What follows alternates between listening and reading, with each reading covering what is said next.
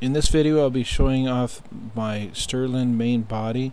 There are 3 other parts to my Empire Army as listed on this page. This is a blurry picture of the force from the higher up. This is the main combat section of my army. Mostly sword, but there's some spear in there also.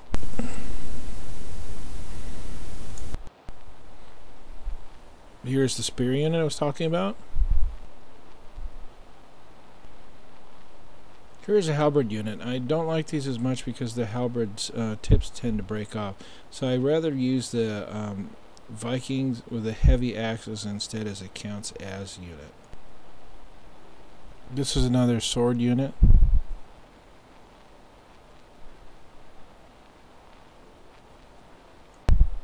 In the background you'll see another unit of swords. That's one of my favorite units back there. And then in the foreground you'll see the general of the army.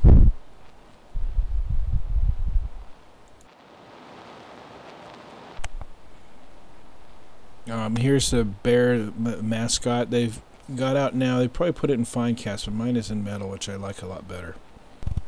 A better view of the bear here, and also the warrior priest that's in the unit.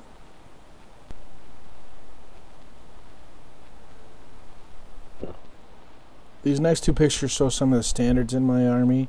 They're specific to the Stirland and the Stir River Patrol. I had somebody, a company called flagdude.com, make these for me. Then I had my painter mount them in the troops there.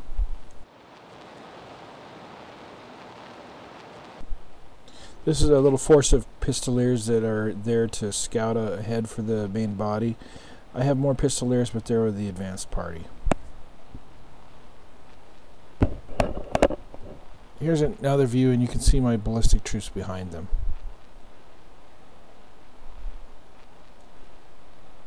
Portion of my wizards.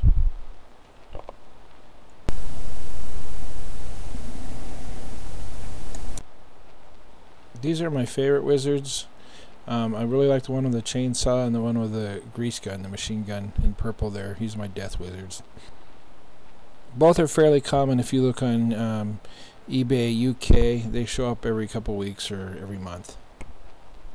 Here I have some dead painted up. I really should have had these painted up like Null troops, since the guy I was playing big games with was using Null, but I had them painted up in Stirland colors. Here's one of my free company forces. I really like the odd little things in there, so I went ahead and put a female in there and then a boy with a wrist rocket. Here you're looking at another one of my free companies on the right. Nothing special, but it's in there. It's Stirland. I also wanted to start a free company of ninjas and stuff that were hired by the Empire, but my finances kind of took a dive, and this project is waiting to be finished. And on to my ballistic units. Here's a unit of handgunners with a Stirland wizard attached to it.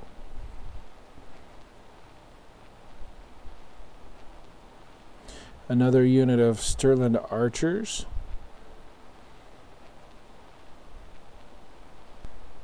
Okay, here's one of my favorite units. You'll notice that this is a city militia. There's halflings in it, and there's dwarves in it, and there's even a pansy elf in it. That's right, I'm not a lover of elves. However, if there was an elf in the city, I imagine that he would find himself in the archer unit defending the city. I also see that there's 2 dwarves in there, and of course they're crossbow, but they would also certainly step up and fight if the city was being attacked or they had to. The halflings would go along too. This is part of my Stir River Patrol. These are crossbowmen, and you can see they're the Stir River standard.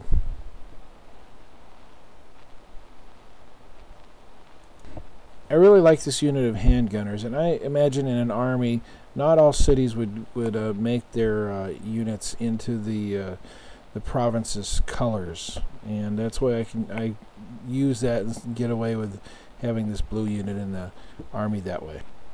Another explanation would be that, for instance, in the American Civil War, there had been clubs, military clubs, that had their own uniforms before the war and went to war that way. That's why you have a lot of the early Zouave units in the different colors,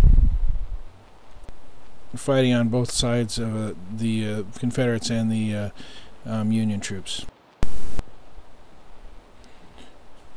Here's my artillery park.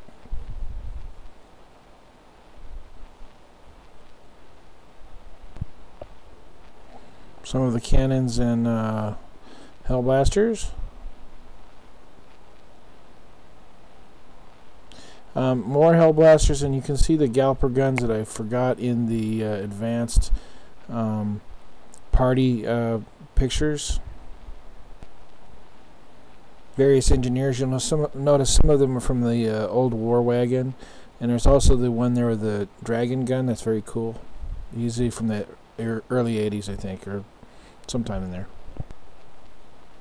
There's a few weapons that you just can't justify the Stirland for having. Stirland's a poor province, so you're not going to see the steam tanks there, since there's only like 14 of them anyway. And the same with the rockets there. So they're basically a known contingent that's been sent to help reinforce the Stirland contingents.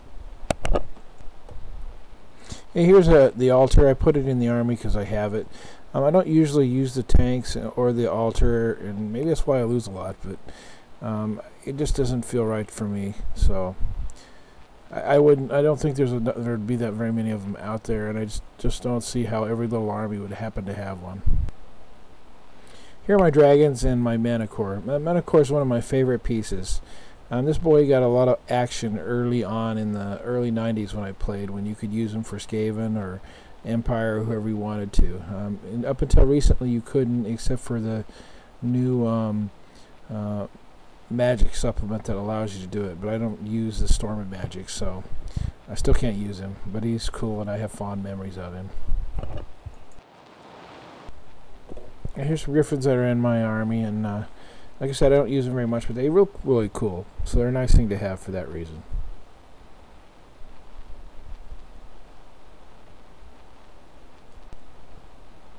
Here we have some Pegasi and the one unicorn to round out the army.